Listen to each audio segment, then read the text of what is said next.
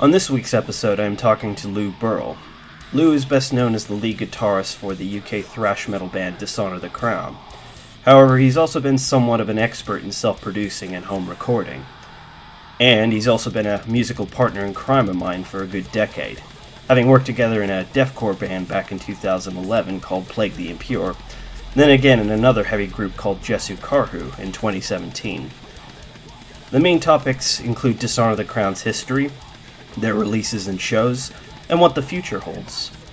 We also touch upon Lew's recent endorsement with Solar Guitars, and his projects outside of Dishonour The Crown. We also covered the subject of the music business during COVID.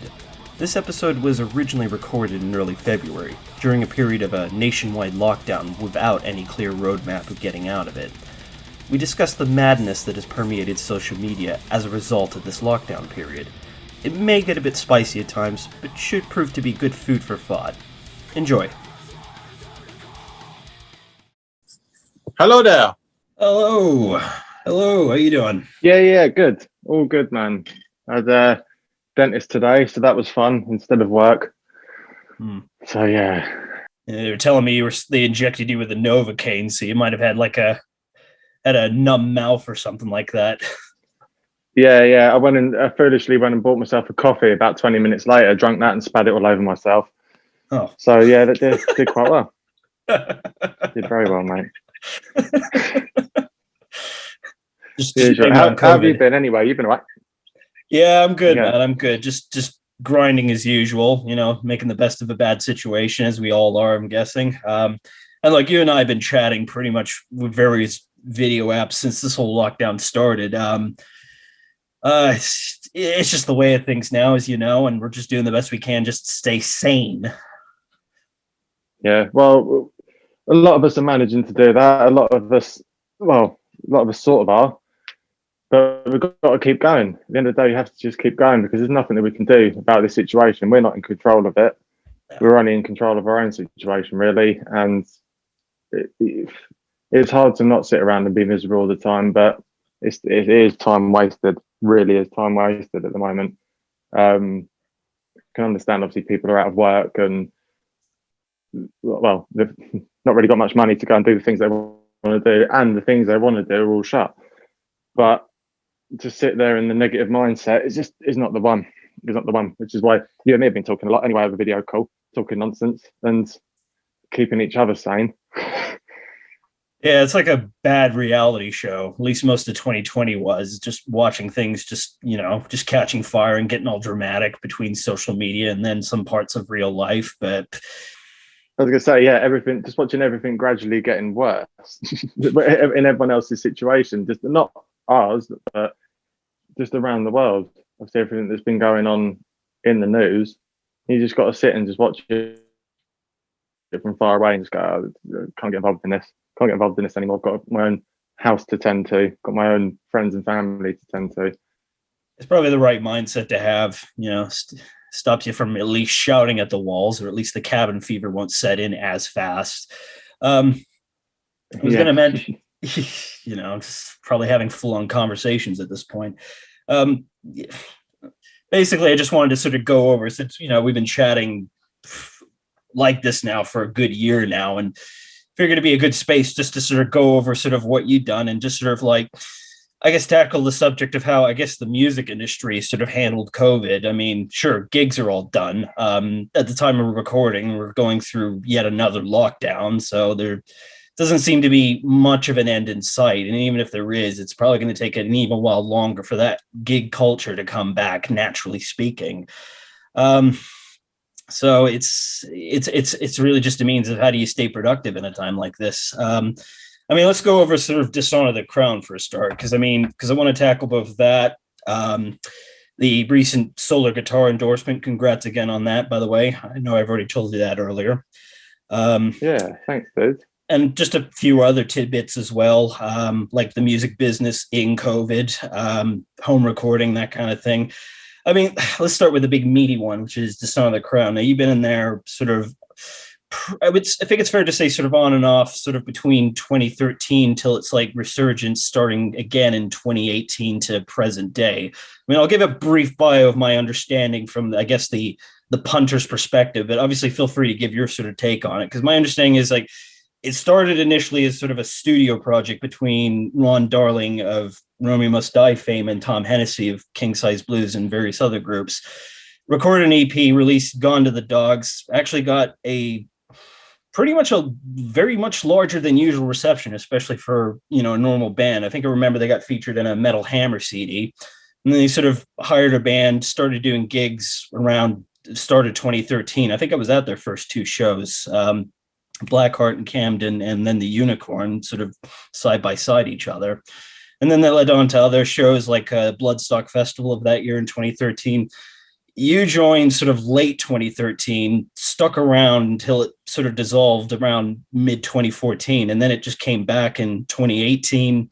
Had a bunch of recorded material that eventually released into the English Way LP, and all the promotion that comes with that, various tours, gigs. Does that kind of sum it up? Pretty much, yeah.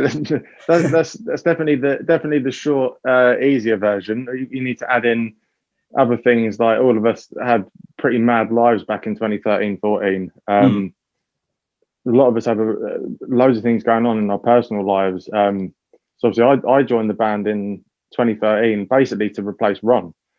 So Ron had to step away from the band due to work commitments and personal life. So as I knew Tom, I've known Tom for years anyway.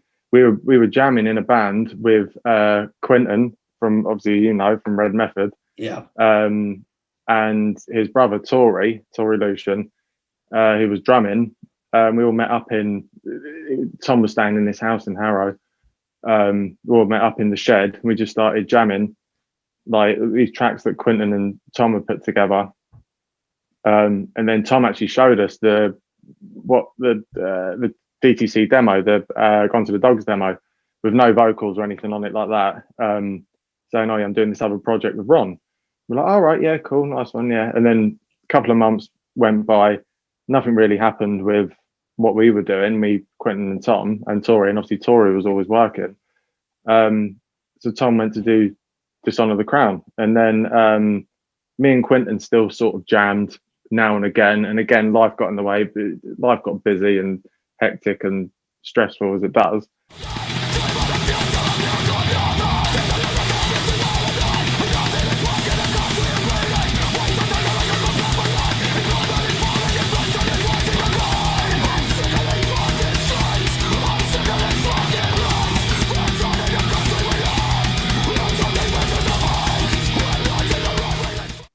And yeah, Tom did the EP with Ron. That came out. Got a load of buzz around it, which I don't think they were expecting either. And then about a year down the line was when, well, about a year, 8-9 months down the line, Tom got in contact with me and said, "Yeah, Ron's thinking of backing away from DTC. We're looking for a guitarist. Do you want in?" And I was like, "All right, yeah, I'll give it a shot. I'll jump in on it," sort of thing. And then sent the tracks over to Ron. So straight away, he was like, "Yeah, cool, in the band, nice one." That was all sorted. Then we had a problem of trying to find another drummer and a second guitarist as well, which Ron had actually found before me and Tom managed to. There's a guy called Josh and Alex who was playing second guitar as well. They joined the band.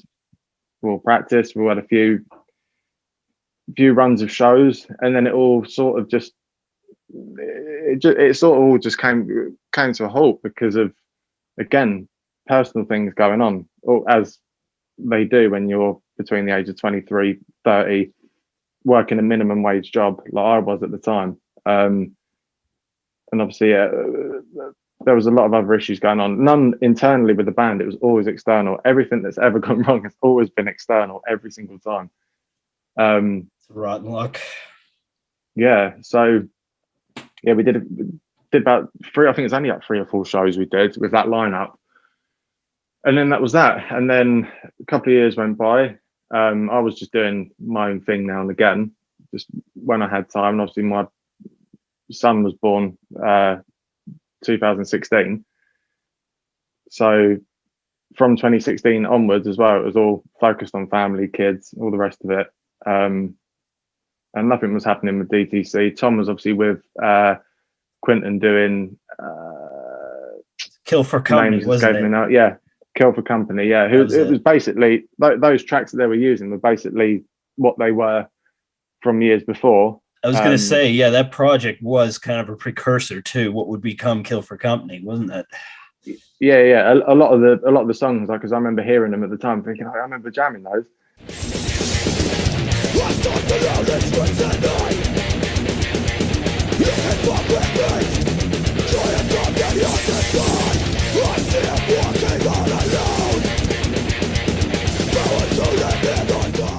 Remember jamming over Quinton and trying to work out how to play them, because the guy's got spider hands.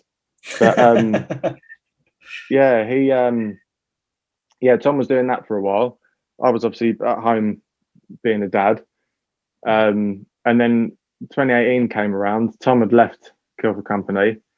2018 came around, and it was at the end of 2018. No, it wasn't. It was the end of 2017 where Ron had got in touch, and he was like, "I'm thinking of starting the band up again," and he was going to be involved again. And I was like, "Oh, right, okay." He goes, "Yeah, we want to get this album out." So The English Way, we've had that done since 2013. Ron's had that written and done. A few things changed when it was recorded in 2018 before it was released, but all those songs were already there. Like, Ron had been sitting on those songs for like 5 years. Like, we'd all known about them, we'd all learned them, and that was that. And it was just like sort of one final push just to get the album out. And once we all got back together and started jamming again, we were thinking, "Oh, right, we should go for this. We should start getting shows again." I was in a bit of a better position financially at the time. Same with all of us, really. And we just wanted to get back out there and just do it. I think it all lined up at the right time for us to all get back on it again. Went down to Ron's, jammed the tracks. I laid down my lead parts. Tom laid down the vocals. All of it was self-produced as well, so all of it was being done by Ron primarily. And yeah, that's sort of the story up to that point. Anyway, with The English Way.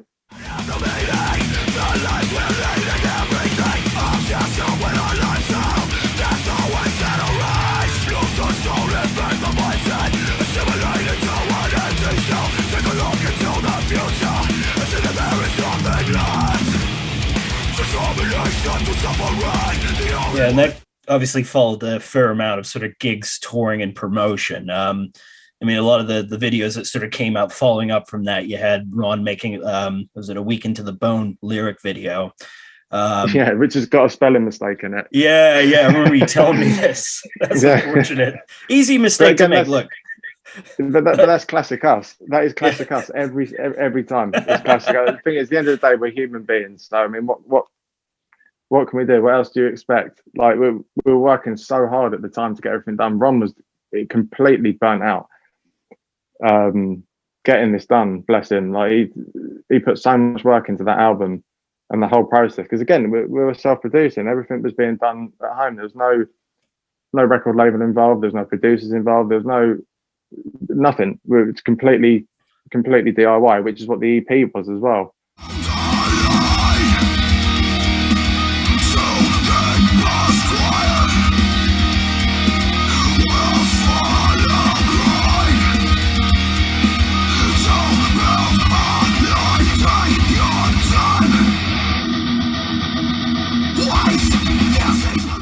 Well, I mean, credit to Ron and credit to you guys, because I mean, it doesn't sound like your average sort of bedroom jam or any demo and stuff. I mean, I think one of the distinctive factors of DTC sound is the very, very crisp and almost razor sharp guitar sound. I mean, it's like that contemporary thrash metal sound that you're seeing a lot of the old Bay Area bands try to adopt now, say like your modern day Exodus, maybe some parts Death Angel, that kind of thing. Sound wise though, like I'm going into sort of I guess sort of more compositional technical details. I mean, comparisons have been brought up with, like sort of a lot of crossover bands, the ones that sort of mix sort of hardcore and thrash, like Later Exploited, just thinking off the top of my head. And there's some death metal bits in the wells. It's just like a mishmash of various metal subgenres just coming together, rooted in thrash metal. And I think that's what I found personally some appealing. I mean, there's something about the thrash genre that seems to be almost timeless at this point, since its inception in the 80s to now. Yeah, it's a timeless sound.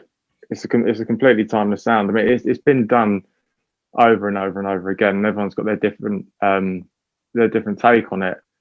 But I think with the English Way, you can really hear. Again, it was primarily written by Ron. Some of the arrangements obviously were done with me and Tom, not the vocal performances as well. We had a lot to do with that towards the end, basically getting all the tracks to sound as they are. All of us had an input in that, whereas Ron was sitting there just writing riffs over and over and over and over and over. I mean, we had so much material. But yeah, you can hear like the old school thrash sound, and you can hear like the more sort of like Cannibal Corpse-y sort of influence. There's a lot of hardcore in there as well. Obviously Pantera is the main one.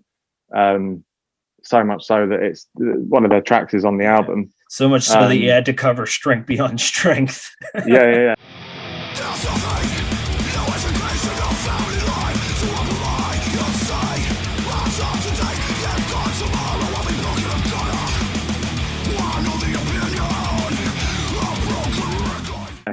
The funny thing as well with that tune, there's like an inside joke that we say that we wrote that, even though we didn't.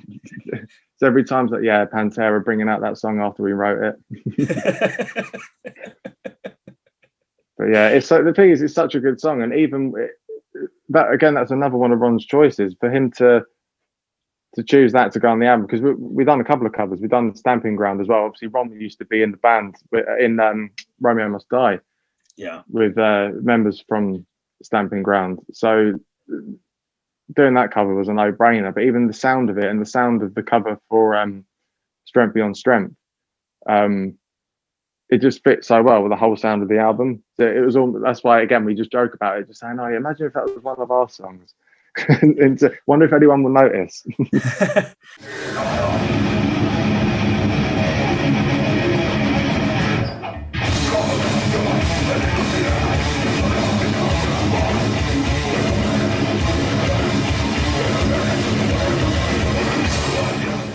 I think of the two covers at the end of the album, I think I gelled better with the Stamping Ground cover, because I mean, Stamping Ground were one of these bands that kind of reached a peak and then they just kind of disappeared, but they had a lot of good riffs. Like they were a hardcore band, but nearly all their instrumentation was essentially Slayer riffs, bits and bobs here and there, but a very metal group that just had hardcore conventions as well. So I think that really translated well to what you guys are doing, which is not exactly the same, but treading that same line. It was basically Stamping Ground to me just reminded me of Slayer mixed in with hardcore. Yeah. And that was it. I mean, obviously they did other things, but to me, that when I first heard them, I was just like, yeah, that's, if you put Slayer and hardcore in a bowl, mix them up, spat them out, you get Stamping Ground. And look, I think overall, the English Way LP is kind of like almost like the perfect sequel in a way to what was established 6 years prior. We've Gone to the Dogs. I mean, you had the same sort of cover art by the same artist. You had, lyrically speaking, because Gone to the Dogs, and again, I want to only touch upon this lightly, because at the time you had a coalition government in the UK Parliament, so a lot of the lyrics were criticizing that, a lot of a lot of sort of social issues, that sort of thing. Whereas with the English Way, you can see sort of transition from some of the older lyrics, which were a little bit more political, to a bit more personal.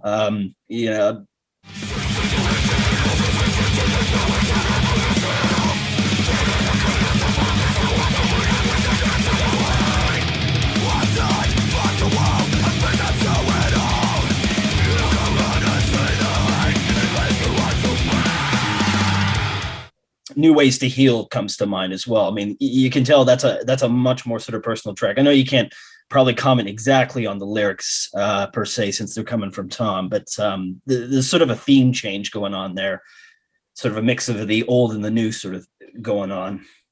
Yeah, it makes it a little bit more personal. And at the time when Gone to the Dogs came out, obviously there was a load of issues. I think there still is with the Tories and with government and society, really. So there was a lot of talking points to be had within that album. So a lot of things that were mentioned and brought up and spoken about on that album that cement it to that specific time. I mean, a lot of it's making the EP quite relevant now, what the government are doing and what's happening in the world. But again, the whole political side of it is as important as it is.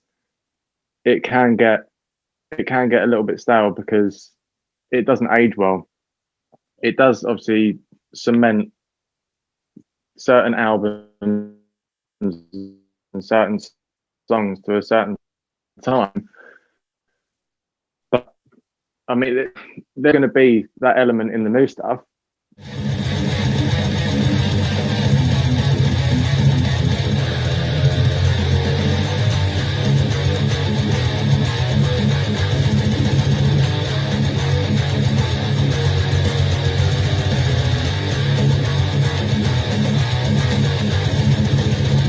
But a lot of it is still going to be like what we're doing with English Way, what Tom was doing with English Way was a lot more personal, was a lot more things about addiction and just different life experiences. And again, it's going to be hard not to ignore what's been going on at the moment with COVID.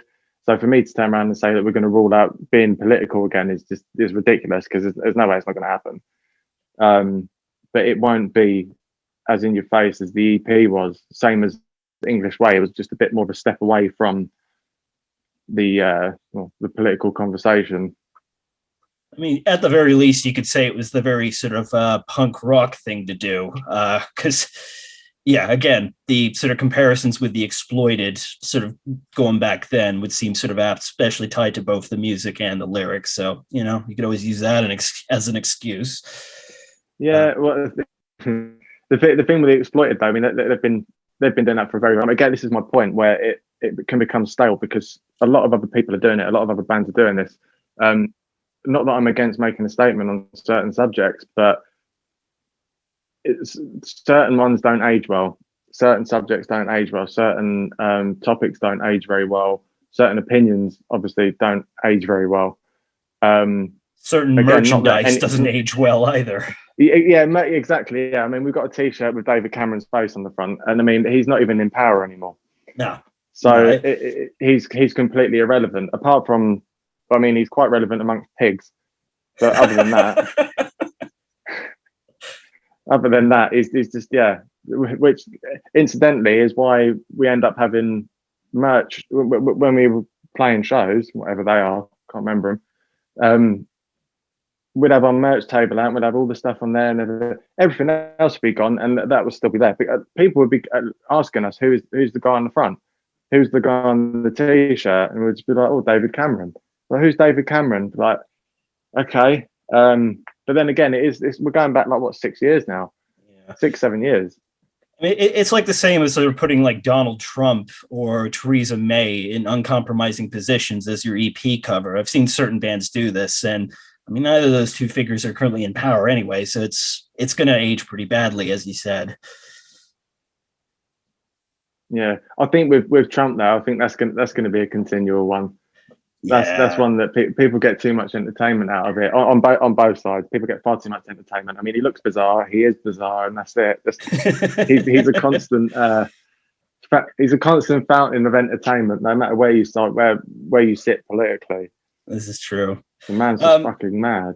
So I mean, bring it on from there. Obviously, LP gets released. Then comes the gigs. Now, I remember sort of being there when you sort of started the first run of gigs. November, I think it was November 2018. It was sort of a couple of shows between Canterbury and the Unicorn in London. And it was you guys, Dripback, This Is Endless, and Red Method doing those sort of sets of shows. I mean, I was there because I was called in to sort of video those, so to speak. But Mm. am I right in asking that was sort of the first gig back in ages, or there were some before that as well? Canterbury, Canterbury was the first one back since 2000 for me and Tom, since 2004. Well, coincidentally as well, actually, because Josh was drumming for us as well for a while when we came back. Who was the drummer? He was in the lineup with me, Tom, Alex, obviously Bill as well, who was playing bass, who replaced James Oldman for a time. Yeah, Canterbury was the first show that we played as a full band again, with Ron in the mix as well.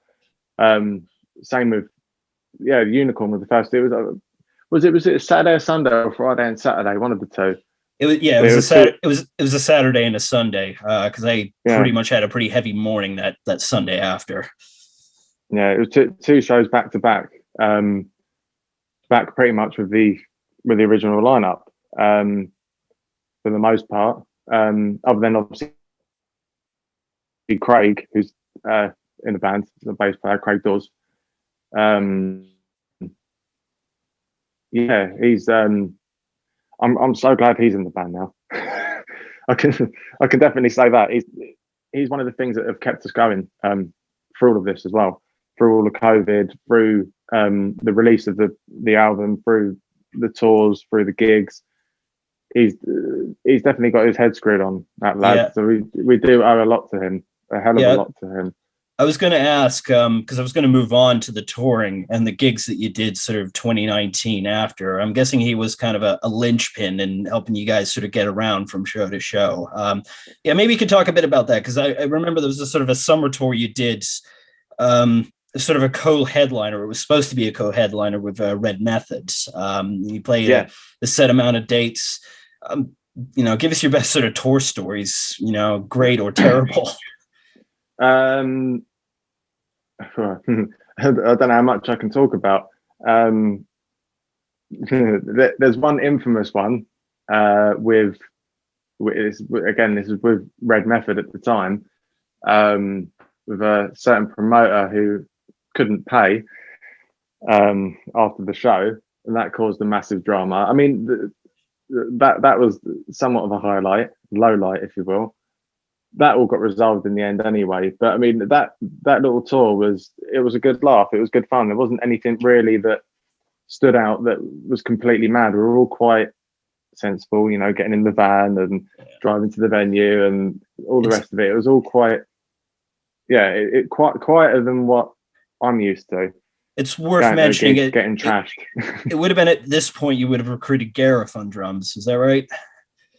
Yeah, Gareth was in the band then. Yeah, and he, I think the only real standout thing of that tour, again, it's more of a personal one, was Gareth used to play to a click. So we practiced with a click. And I just remember the first couple of shows on that tour were just they weren't right. And I remember on the third show, he just fuck this threw the fucking click out. And then ever since then, we've never used the click again. Because obviously the music is so precise and all that, but it loses. It does it again. It makes it very, very static. It makes it very stale. And when it's the end of the day, we're a band. We play music. We're a band. We write heavy music. We play heavy music. We're not a stage show. We're as perfect as it is. I mean, it sort of takes the fun away from it. And again, once he took that click away, he started having more fun on stage. We started to feel more comfortable on stage as a unit because there was more of a push pull between all four of us, really. And it was just a lot more interactive for us. Less of a, what's the word? I'm trying to think the word. Less strict. We can just go up there, play what we want to play, do what we want to do. I'm going off on a tangent, but again, it's one of the main things that I can really take away from that tour personally. I know it sounds really daft because it's only a click track, but it completely changed the dynamic for us as a band. Because then when we went back to practicing again, practices were different. The shows after that were a lot different. Like because of the difference in tempos, certain sections of certain songs hit harder, and it's just that was because of the tour and getting frustrated with playing to a click, which Gareth had just had enough of. So yeah. Well, I'm guessing that's just kind of one nuisance where it doesn't work. It's probably one of the first things to throw out. Yeah. I mean, it's a weird thing to remember from a tour. It's like everyone's like, oh yeah, we met all these people, we did this, we saw. I mean, obviously we saw loads of fans as well when we were out, and like people asking that for us for autographing CDs and things like that. It's like, okay, like, appreciate it, but it's like, what you asking me for an autograph for? It's a bit odd, but again, that was nice. But I mean, for us and for me personally, as daft as it sounds, it was getting rid of the click track. that's how sad our life became. Like, we got rid of a click track on tour. Great. It just sounds a bit like an OCD, but to be honest, if it was that much of a pain, then yeah, I'm guessing it's just like, nope, gone, delete, yeet, and delete. Riddance. Yeah. Good riddance to it. I want to get on stage and play music. I don't want to get on there and then look and then say, right, we count it 4, 5, cool. I don't want to do all that. It's just not what it's about. It's not what music is about. Not for me anyway. I mean, some musicians, like whether they're touring or doing the odd show, usually touring musicians, like every time I sort of ask them the question of like, the basic question of what's touring like, or how's the tour going, they'll usually reply is with very negative things. Like they'll probably outright say it's fucking horrible. But yet when it's all done and dusted, and they miss sort of like all the even the semi-adrenal rushes of coming off a stage, they just want to get back on tour. It's like like soldiers going into a war zone. Once they come back, some of them just want to go back in. Yeah. Well, I definitely miss it. I mean, it's been a year since it's probably going to be, it's coming up to a year now for everyone else, really. It's been a year since we last got in a room and jammed.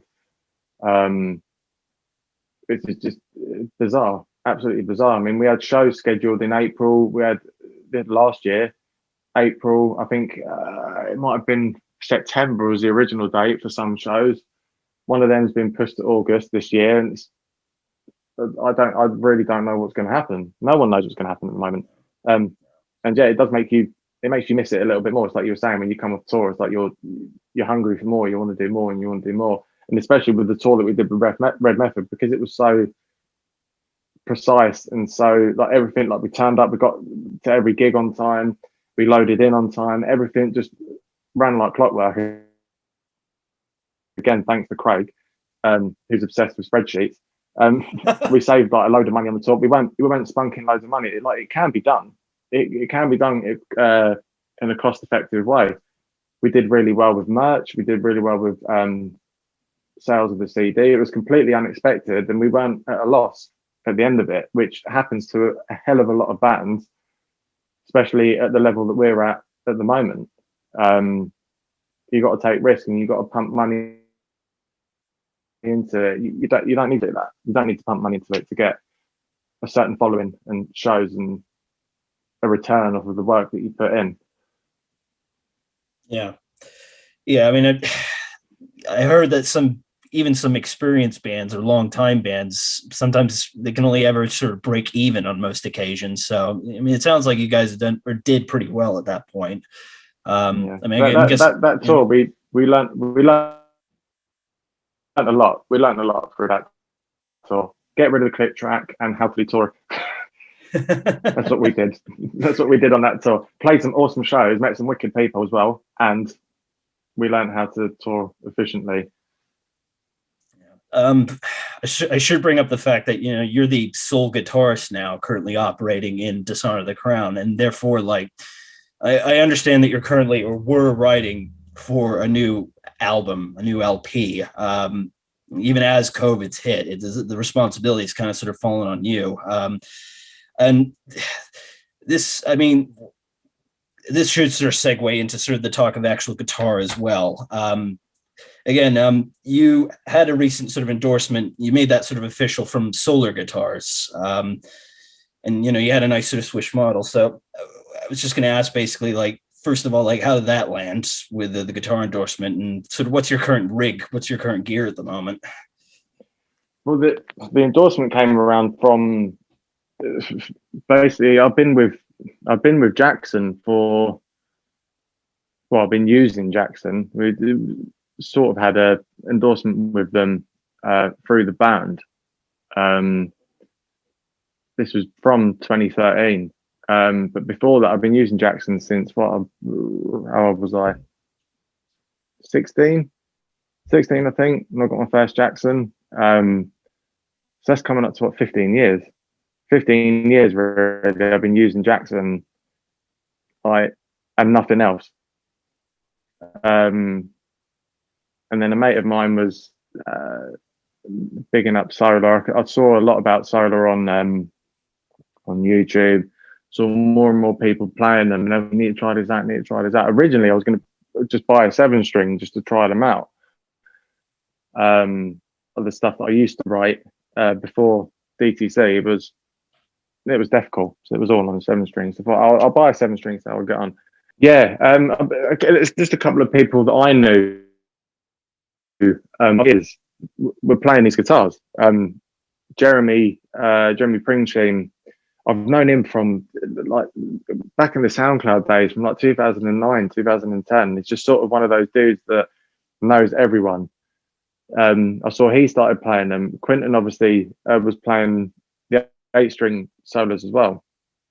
And yeah, I just saw him cropping up everywhere. And I had a look online. I was like, I don't know whether I should try one out. But like I said, Pete from Charybdis was selling his. I said, look, can I come down and have a look? See how I get on with it, and I'll buy it. And he was like, yeah, cool. So anyway, I sent him the money already before I went down there. As soon as I sat down and played it, I was just like, I haven't played a guitar that's made me go, I don't want to play anything else again for 15 years.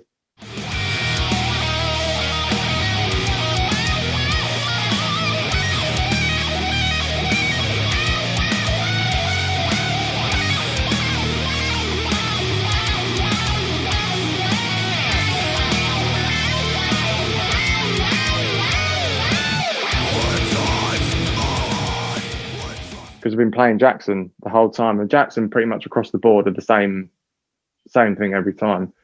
You always know what you're going to get, but to go over from Jackson to Solar and then just think whilst you're playing the guitar, thinking there's so much music in this guitar. So I remember sitting on his couch in his place, just riffing, just thinking like I'm playing things that I don't usually play. Like my brain is making me play different things because of how the guitar feels and how comfortable it is. I was looking at it, it's down there now. And I could just tell there was just a hell of a lot of music in it, which might sound a bit silly, but even like the pickups, I mean, they're the stock pickups that come with it, and they're awesome, absolutely awesome. Like you got the Floyd bridge on there as well, which is like a proper Floyd, and all the Jackson stuff for the most part has the Floyd special, whatever they call it. On that, I mean, they had a lot of the Jacksons I had Seymour Duncan passives as well, but they've got the Duncan solos in there. They're just awesome. Just everything about that guitar, every single thing, like the neck profile, all of it. It's just the perfect guitar. And then, yeah, after playing with it for a few weeks, months, I got in touch with Solar, inquiring about an endorsement. And they were just like, yeah, cool. Send us all over your information and all the rest of it. Sent it over, and then got the endorsement with them. Currently waiting on buying another guitar from them. But thanks to Brexit, it's messed up all the shipping and everything at the moment. So I've got to sort of wait. But yeah, like without coming across sound like a salesman, highly recommend them. Highly recommend them. If you're into metal, then definitely get one. 100% get. Well, at least try one. I have seen like obviously a lot of your Instagram stories. You just start tooling around. The recent one you did where you kind of nailed the Ocean Machine sound from Devin Townsend's album.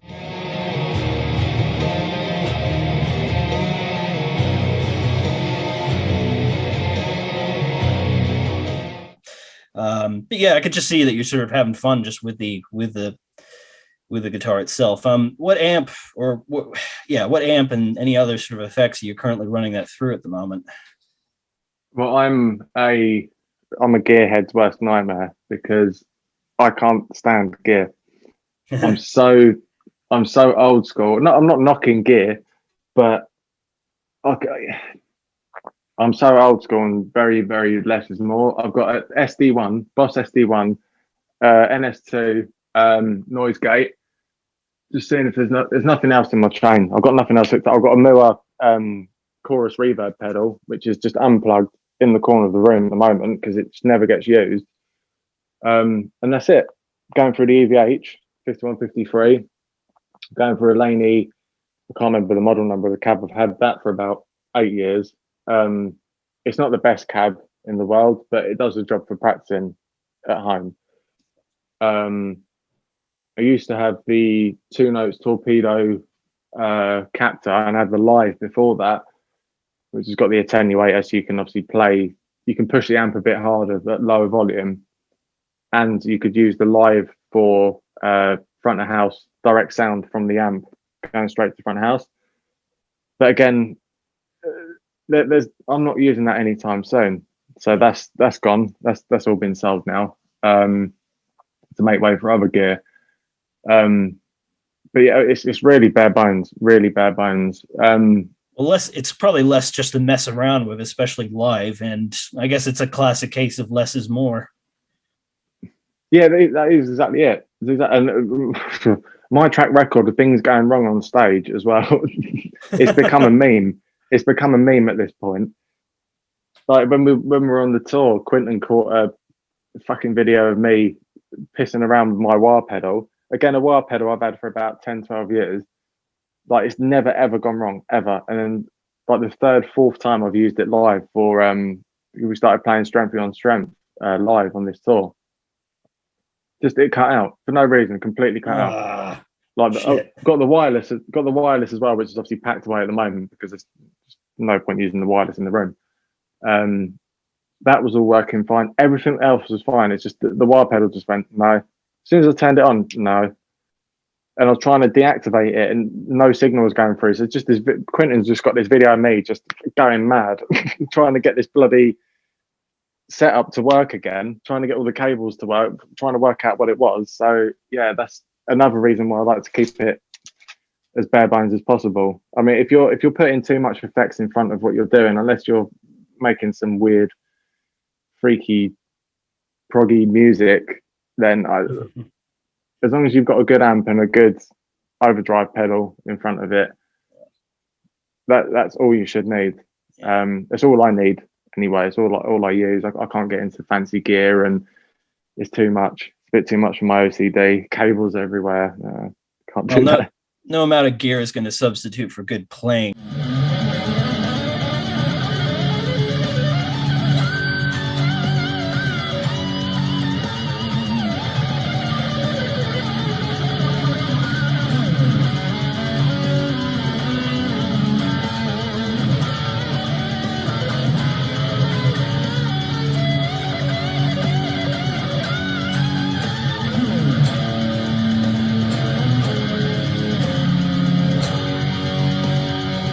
I mean, I wanted to ask basically, because you've done a lot of the lead playing, especially with DTC, a lot of the solos. I mean, what can you tell sort of about sort of lead playing? I mean, what were your sort of I guess musical influences going into that? And if you want to touch on anything in terms of like nodes or patterns that you follow, anything for sort of the music geeks and theorists out there.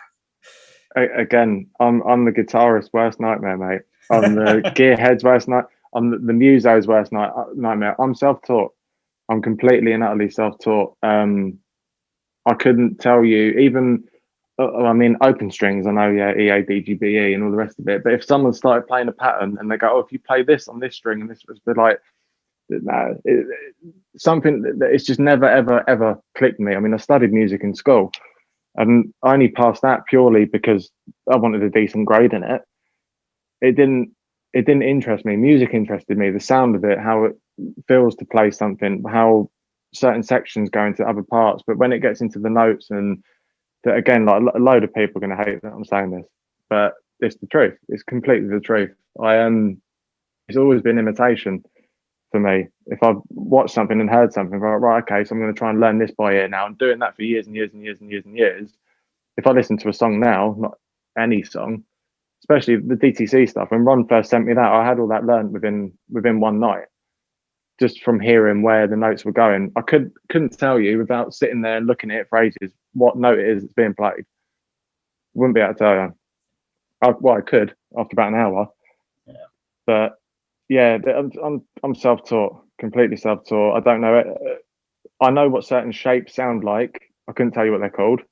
No. I know what shapes work with what. I know what you got, relative minors and majors and all the rest of it. I know the basics with that, but apart from that, I don't. The theory just doesn't. It's not that it doesn't interest me. It doesn't. It just doesn't work for me. My attention span's too short. If I've got an idea in my head, I've got to get it down quick, and I've got to refine it as it is. Otherwise, if I'm trying to think too much into it, then I'll just lose. I lose interest in it, and it doesn't. To me, it makes it less genuine. What it is you're trying to say and what you're trying to put across. I mean, influence wise, Metallica was obviously a massive influence. Kirk Hammett, even though, like, now, I mean, I don't really listen to Metallica for the solos or anything like that anymore. I mean, that's more something just to reminisce over when I listen to Metallica now. Like back being a kid. I mean, lead players, the only one that stands out for me is Per Nilsson from Scar Symmetry. Yeah, that's a good shout. It's just insane, absolutely insane. But again, he's one of those musos that he knows where he's going on the fretboard and all that. So whereas I can hear what he's doing, I'll be like, okay, right, how's he doing that? Okay, and then I'll just try and imitate it in my own way, where I think to myself, right, okay, this sounds a bit like Per Nilsson here. What would he do here? It's just sort of like that, and then I'll just add my take on it.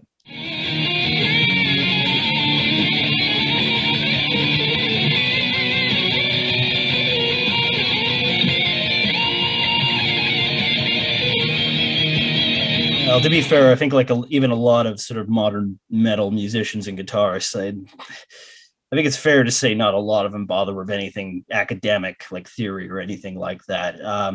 Saying that though, if you're doing like, especially like all these riffs, even some of these covers that you've put sort of on your stories and all that, if that's all by ear, then that's pretty remarkable, actually. It's just from being a sad kid. I've been playing guitar since I was 13, and like the first 2 years of that I spent literally like what we're doing now in confinement in my room. So I used to just sit upstairs, just listen to Nirvana over and over, Metallica over and over and over, and just try and work out all these songs, because I had no access to internet back then, where I was living with my mum and my stepdad at the time, my sisters. We didn't have internet in the house. I'd go around a mate's house, they'd have internet. Like, this is going back 17, 18 years ago. So it not that internet was new, but it's not like how it is now. So I'll go around to a mate's house, print off a load of Metallica tabs, then he'd run out of printer ink or run out of paper. So be like, right, I've got half of Seek and Destroy here now. I can learn half of that. I'm going to learn the rest by ear. And that's just what I've done. And I've done that ever since. Like, tabs, I can read tabs, but I try not to, because again, it's just one of those. It sucks a lot of the fun out for me. Yeah.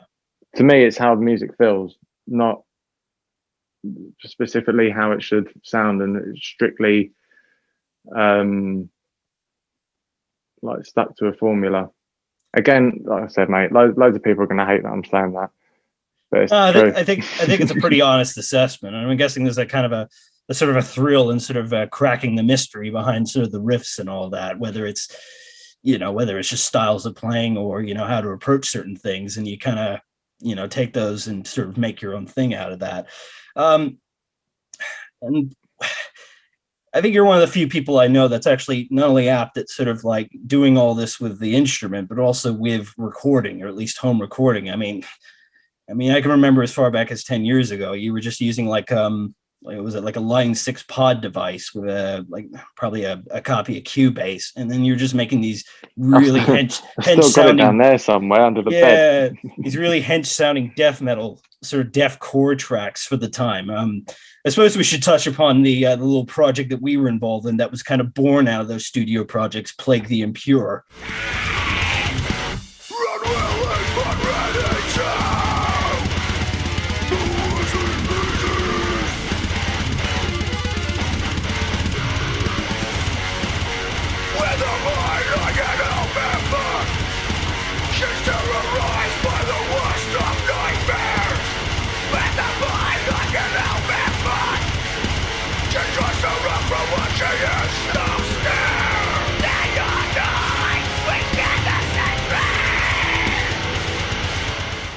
I mean, looking back on it, I guess it was sort of a product of its time, but at the same time, it was nasty. It was nasty. Yeah, I mean, you if you listen back to it now, I mean, fucking hell, those tracks they were mixed on. I say mixed, they weren't mixed. Like, I mean, even now, I sort of have an idea of what I'm doing. Like, I know what I want to hear. I know what is going to sound good to me.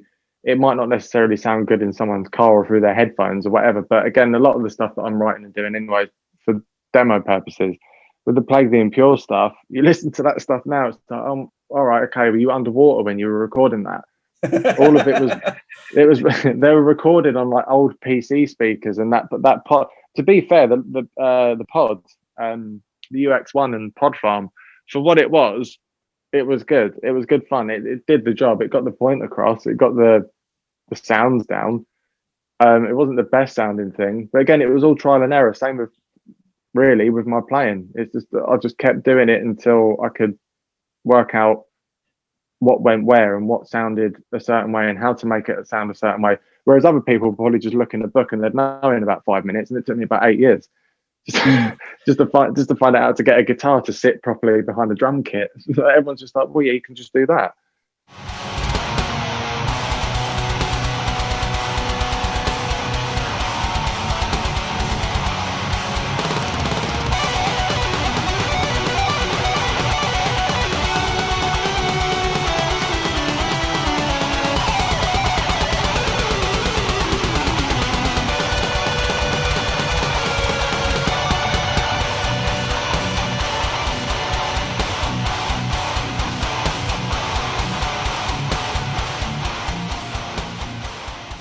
I'm learning about home recording myself now, and yeah, it's not a straightforward process. Results are always going to vary. Now I know you did like various sort of your own sort of solo work in and out of the years in the last decade, basically. I mean, what are you using now in terms of writing stuff and putting stuff down? Well, at the moment, I'm flipping between a lot of different software purely because my computer keeps betraying me. Obviously, Podfarm I don't use anymore. Currently I've got a copy of Bias Effects, which again, that was another tool that was good. It was just something that sounded a little bit better than Podfarm and it got the point across. Now I'm using, I've been using Cubase 5 for God knows how many years, because again, that's what I'm used to. People are saying, oh, you need to upgrade, you need to do this. It's like, no. I'm sticking with what I know. I'm using what works for me. And that's just how it is. But I'm trying to move across over to Cubase 10 at the moment. I've had the Easy Drummer Metal Machine. I guess it's an add-on for Easy Drummer. I've had that for about 5 years, using the same thing. It's just a decent sounding drum kit. I mean, it's nothing special. Again, it does the job for demos, and you can do a lot of the mixing outside of it anyway to manipulate the sound. And recently I picked up the Joey Sturgis, Jeff Loomis plugin whilst it was on sale the other month. It's awesome. It's awesome. I mean, going from like the days of Pod Farm to that, it's night and day completely. It's like playing a proper amp finally. I know you've got the 14 stuff as well, one neural DSP. stuff, which is awesome as well. But yeah, the Joey Sturgis Jeff Loomis plugin is wicked. Really, really enjoying it. It's really versatile as well, and it helps you. It's helping me write styles of music because of the different options that you got on there, the different effects that are on there. And that's just like the base version.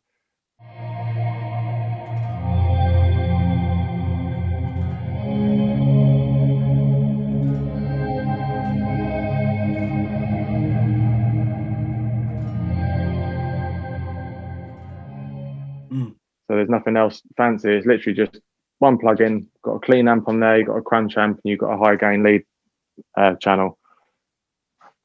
Yeah, and I'm guessing I remember you saying to me as well, it cuts out like a lot of the sort of EQing and surgery that you would normally have to do to really sort of shape like a guitar sound when recording. Yeah, it's got it's the cabs that are on there. There's I think it's Bogren Digital. There's cabs on there that are quite mix ready. They're quite harsh sounding, but again, they're cutting out a lot of the frequencies that you'd normally be sitting there for hours and hours and hours trying to blooming find and sod around trying to cut out. At least you can use that. You can record straight in, and then if you want to boost the low end, boost the mids, whatever you've got to do is just make little minor adjustments. You're pretty much set, as long as you've got a good sound as well coming through the amp as well. But yeah, it's great. Software is like becoming better than some of the amps now. That's like you've got Kempers as well. Kempers are awesome, but they're too confusing for me. Far too confusing. I mean, for touring, I can understand why people get them. Yeah, you've got one amp. That's it. I've got everything in the box. Absolutely everything in the box. Because I've only got two pedals anyway, it doesn't really make that much difference. Yeah, I know it's too many sort of musicians really geek out over Kempers at the moment, probably just because of the amp modeling options. I mean, I don't have a say in that. I know I've just seen enough of my time, and last time I went to shows, I'd always see these big glowing boxes. But I mean, the reason why I ask all this sort of studio-based stuff is because you're one of the few fortunate individuals that's actually in a position in lockdown to at least be able to sort of work remotely and write stuff. And this sort of leads on to sort of, what you did kind of at the start of the lockdown last March in 2020. Now, at the time, I remember there was a few sort of trends going around Facebook. One in particular was everyone just kind of sort of sharing new and original riffs, because I think at that point, anyone who was, pretty much neck deep into sort of playing gigs as a living, or at least as a partial living, knew that they were fucked. So they just sort of like, I'm guessing this was just a way just to, just keep the scene alive in some ways. I know you had a few things to do during that. But the reason I mentioned this is because you went ahead and did like a full Black Dahlia Murder cover with, I think his name was Raphael. I mean, can you tell us a bit about that? Yeah, well, that just came around. He just dropped a message on Facebook, and he's like, "Yeah, dude, you fancy jumping in on this cover? I'm doing drum covers at the moment. Did you want to do Death Mask Divine by Black Dahlia Murder?" I was like, "Yeah, go on then. Yeah, I've got time."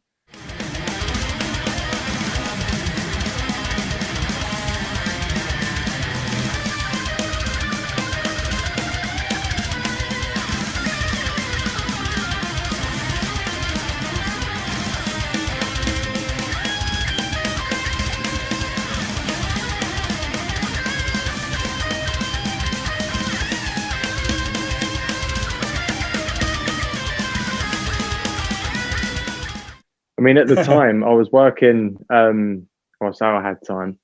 I was working from home. So since lockdown started, I've been working the whole way through. But the first 3 months, I was working from home. So that was like the height of the madness. And he'd messaged about a month in or month and a half in. Said, "Yeah, do you want to do this cover?" I said, "Yeah, cool, no worries, give it a go." Again, I'd already knew the song anyway from years ago, but I had to go over it a few times just to remember it again, to sort of refresh my mind. And then, yeah, that just recorded that. I mean, how ghetto it gets. I had an SM57 on my Laney cab, and I just marked where it was, because at the time I had no way of recording my amp, and I wasn't going to use bias effects because it wouldn't have sounded good. I can't get it to sound good anyway. And the computer at the time was just loads of issues with it. So I just stuck an SM57 on front of the amp, in the front of the amp, and just used a t-shirt and like a couple of sticks, and just put a t-shirt over the top of it, just to basically block out any sound from me or in the room. And somehow it worked. So I managed to record my amp direct into Cubase, Raphael footage where I've had to use like a couple of stands, and I used it on my phone, get a couple of angles, sent that to him, he edited it together, and then stuck it on YouTube. And yeah, it actually came out really well. Like, his playing was awesome. He actually, when we first got together with DTC, when it was me, Tom, or just me and Tom and Ron, he was one of the first guys that actually tried out for drums for DTC. But at the time, he had, again, commitments, like all adults do. We all have commitments.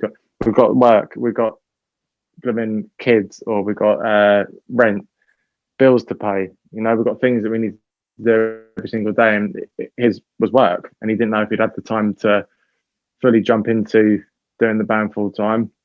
And that was that. No, like, hard feelings or anything. I mean, he turned up to like some of our shows once, when Josh was in the band, and when Gareth was in the band. And obviously, I still speak to him now. So yeah, I mean, he's an awesome drummer. We're supposed to do another cover, but that obviously fell through because of how busy I've been during the lockdown with work. So it's something to moan about, but I shouldn't really moan, because yeah, I've got to be quite fortunate that I'm able to work. It came out pretty pro-looking, and it, in many ways as well, it kind of gave you grounds to sort of launch your own sort of artist page on Facebook. Yeah, I suppose in combination with that and the Solar endorsement, and what I'm going to move on to next is the collab you did with Wes of Dripback, the track that eventually ended up being called 2 Meters Cunt.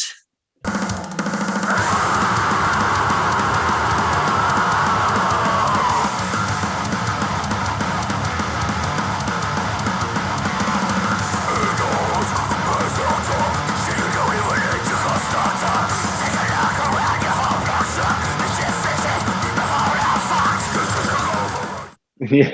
I mean, how did that come about originally?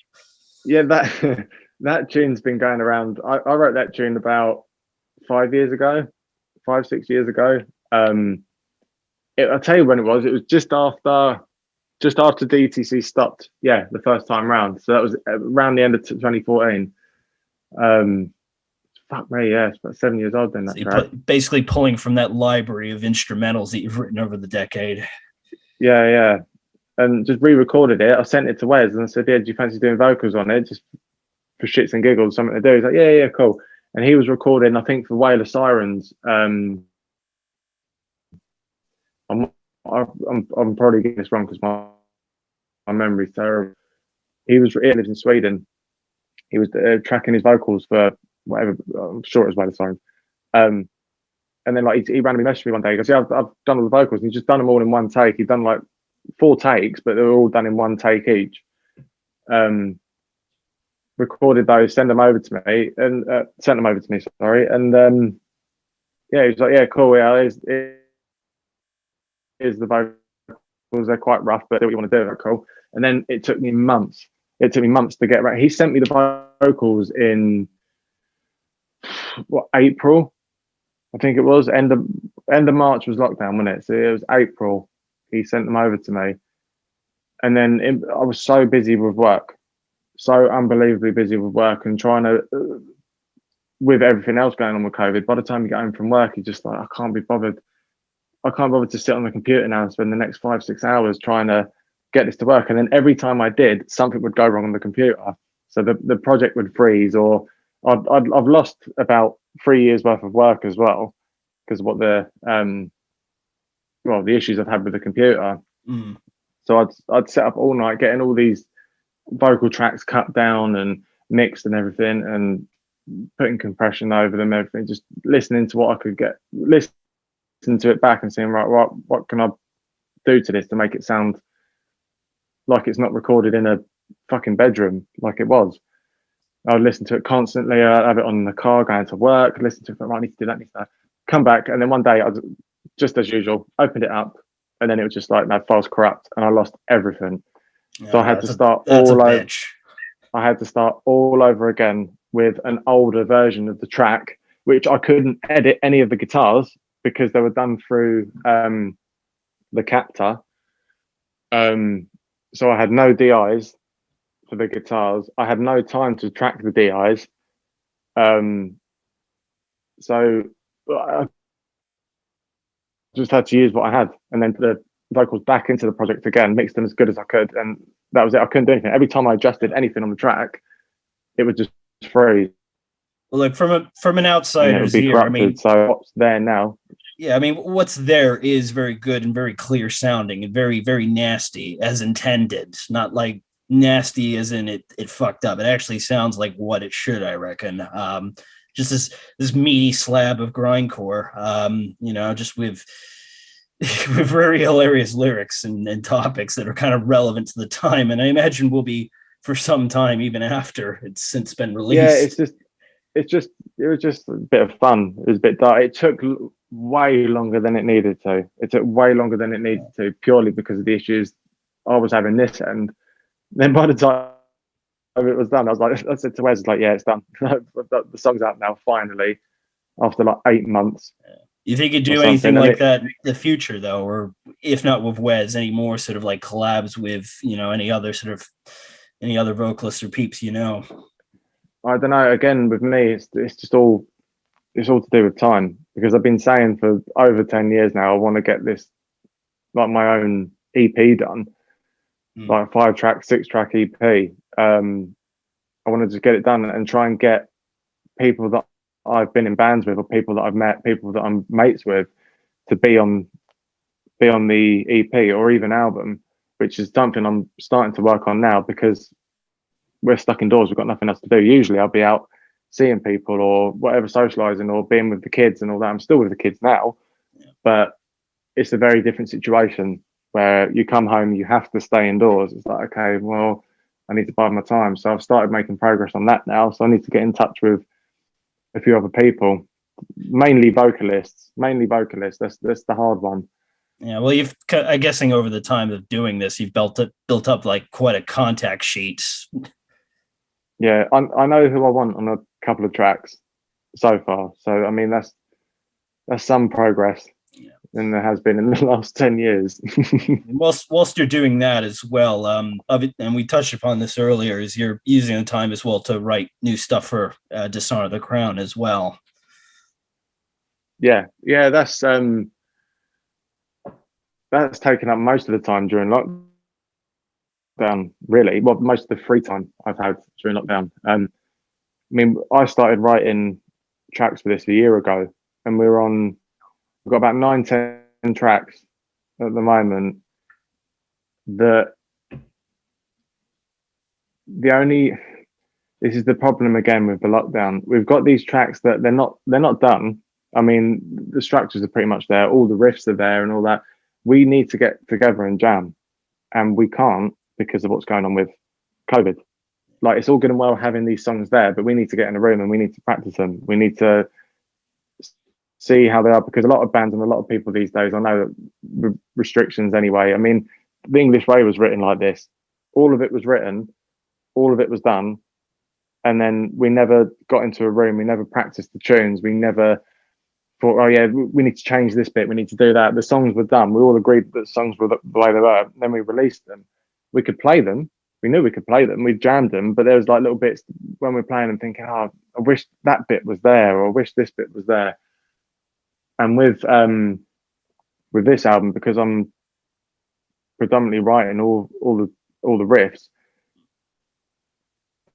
a lot of the stuff it's getting sent over to Craig and Gareth, so they can listen to it and they can go, right, okay, what can we do? What can we change for this part or whatever? And because we're doing a lot of back and forth, and at the moment we've got time to do it, which is good, but we need to get into a room. We need to get into a room and jam. We need Tom there, to obviously bring his ideas forward as well. But we're getting there. We've got tracks. We've definitely got songs that are somewhat not done, but the tracks are there. They just need to be shuffled around. We need to make sure that they work with Tom. And we need to make sure that they work for Gareth. We can't just write an album as is and then just go, here you go, this is what we've written, because that wouldn't be us. It would just be me writing the album then if we did it that way. Yeah. And a lot of bands nowadays, they do well by doing that, but it's not really what being in a band's about. For us, it's like we're a band. We need to be together. We need to all be on the same page. We need to see how these songs feel. We need to pick it all apart. We need to make it the best basically product that we can, instead of just being slapped together, sent out to each other over the internet, us going, yeah, that's fine, and then sending it out. You know, it's very different in different contexts. Like, it can sound awesome through the speakers, and it might sound awesome to like the average listener, but then you go and play it live, or you play it in a studio, you're like, oh, hang on a minute, this is not working at all. A lot goes unsaid for, like, you can have a very sort of polished, song, all spruced up and recorded with studio magic, but then when it comes to applying it in a practical situation, in a rehearsal room, or even a live situation, there are variables that usually crop up that weren't considered before. Yeah, and a lot of that only gets brought up in that situation as well. It's not something you can guess. You can't, like, I could sit here all day and write songs for DTC or for my own stuff, but depending on what I'm going to do with that music, we can't just say, oh, yeah, this is how the song's going to be now, this is the final thing. It's easy for me to do that for my own stuff and go, yeah, cool, well, this is the song, this is how it's going to go. I've got to take into consideration Gareth, where Tom's going to sing, where if there's any breaks for Craig to do bass lines or whatever. So what we're doing at the moment, because we're using Cakewalk, all the tracks are being thrown into there, and then they get we're using Cakewalk just because it's free. So then I can send the track over to Craig. He can do whatever he wants to do his end. Then he'll video call me and be like, oh, yeah, I've done this. I've changed this bridge here, and then send it back to me. We need a different thing in this bit. Okay, yeah, cool. Try something now. It's just a lot more. Can't think of the word. Constructive. Yeah. It's a lot more. It's a lot more constructive, and we're still trying to be a band whilst we can't see each other and we can't jam. And Craig can write. Gareth can do his drum bits, and then once we've got like all those different ideas, Tom will then go to them. Go right. Okay, right. I like that bit. I like that part. It's a pain. It's a massive pain doing it this way, but it's the only way we can do it. It is the only way we can do it with what we've got, and we're trying to get it done as quick as we can, and we want it to sound the best we can. I mean, once it's done, it's always going to be that album that, oh yeah, that was the album we wrote in lockdown. It'll probably have that, either that blessing or that curse or smear on it, I suppose, like, depending on the results. Well, and depending on how long lockdown goes on for. Yeah. Listen, I wanted to pose a question to you. I mean, I was thinking about this earlier because you were mentioning just bands, and obviously the importance of getting back together with your bandmates. For bands to even work, even to last as long as they do, I mean, it seems to come down to sort of two formulas, really. You get the types that initially start out as just sort of mates getting together and just continuing as long as they can until things get serious, or it gets to the point where you're sort of running it as a business, in order to basically stay afloat. So you take into consideration things like, obviously, whether you sort of like make any income on the sale of merch, or whether you're paid at gigs, that kind of thing. I mean, what are your thoughts on that kind of sort of duality? It depends what you want to do. It depends what you want out of being a band. No one's making any money, especially now. Now. No. I mean, for anyone to say that they are, I mean, they're not. Yeah, unless you're Trivium or Lamb of God or Metallica, obviously, but it's a very, very, very, very, very, very niche market, and there's a lot of bands around. So if you're going in it in a business perspective and think, right, I'm going to do this, and we can do this, we can get these funds to do that, and blah blah. There is some level of that to obviously keep everything, to keep the cogs turning in the background, to keep the website going, to make sure Spotify, everything's up to date with that, sorting out merch, sorting out, updating the website, doing your mailing list, doing different promotions. There's obviously like those little bits like that in the background. But if that's the main reason you're doing the band, then don't do it. Yeah.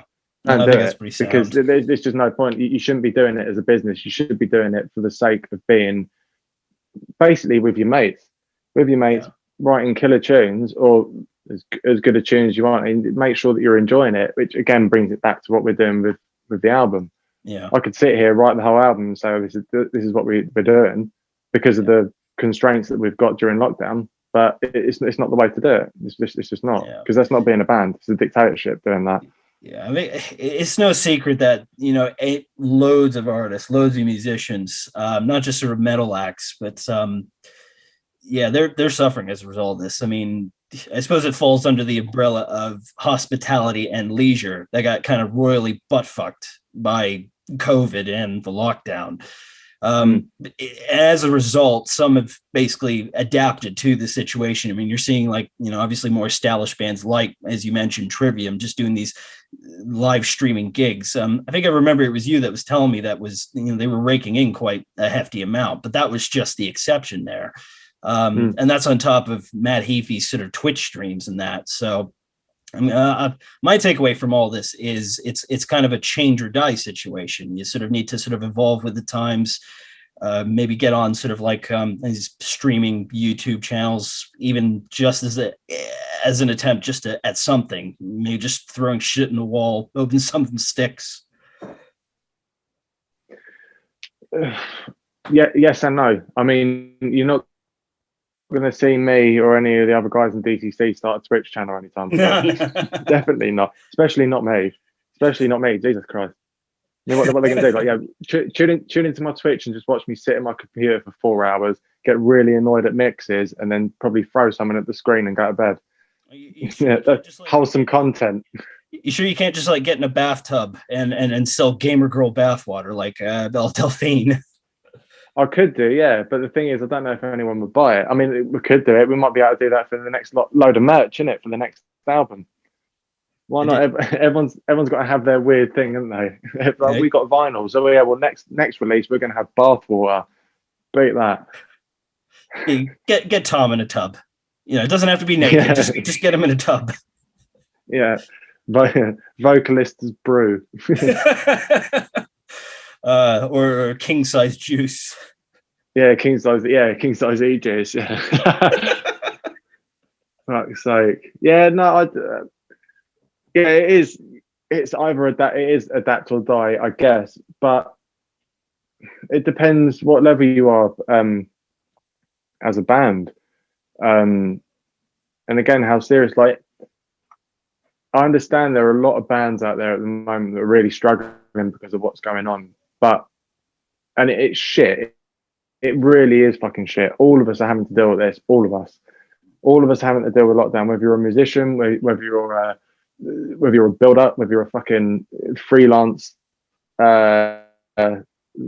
anything. Like, there's people I know that are freelancers in the music industry. They've been fucked for the whole year, and the last thing they're thinking about is band stuff at the moment, which is in turn is bad for your mental health, because of it's all come from COVID. But when people are very vocal about, oh, this is happening to the music industry, this blah blah blah blah blah, like, we get it, but we all do know what's going on, what can be done to get over this hurdle. What can you do instead? Because we can't do gigs. No one can do gigs. I mean, promoters are losing out because they've got nothing to promote. Bands are losing out because they've got nowhere to play, and they're not legally not allowed to. It's illegal to do it. So what is the next thing to do? You either sit and wait for the storm to pass, and it will pass, and everything will go back to normal. 100% it will, but it depends about how much of an industry is left at the end of that. Yeah, never underestimate the persistence. Yeah, like, do you start doing live concerts or things like that? It's a tough one. It's a very, very tough one. And again, it's such a hard market to work out at the moment because everyone's in the same boat. Everyone is in the same boat. I mean, everyone really misses gigs now and says, "Oh well, I sort of regret not going to gigs because of this." Not us, but other people. And maybe once this is all over and done with, those people that were saying, "Oh yeah, well, we wish we went to this," they can join it and start realizing that it is very finite having music and having these bands. It is, because there's every chance that they won't be here tomorrow. Enjoy them while you can. No, and I mean, I know firsthand. I mean, pandemic or not, bands come and go, music comes and goes, people come and go. So with what's going on at the moment, it's a big shock to the system, to the music industry, especially the metal one. There was an article today I saw something about it's in it's in a terrible situation because it relies so heavily on gigs and like the underground scene, and when that's not there, what are you supposed to do? Yeah, I think I know the article you're talking about. It was that recent Guardian piece on sort of heavy metal music and gigs that sort of got released. Yeah, it's Yeah, suppose you're always going to sort of anyone's going to sort of relent the thing that they didn't fully cherish at the time. I mean, I can happily say that, like, look, I've done everything I can. You know, I've been a punter in and out of gigs. I've done my fair share of visiting and seeing all my favorite bands from sort of my childhood and stuff. I'm not saying I'm content. I still want more. I fucking miss festivals. I'll say it right now. I miss nice summer festivals, especially when the wind's good, the weather's good, because that's a very rare thing in England for a start. And then just massive lineups of bands, one after another. 5 days of getting trashed. Yeah. 5 days of getting absolutely trashed and waking up with your trousers around your ankles, not knowing where the hell you are. And that's awesome. That's just in the car park before you go in. Yeah. I don't miss the Portaloos, though. The Portaloos can fuck right off. The big mountain of shit that has every chance of touching your anus when you're trying to do a number two. Nah.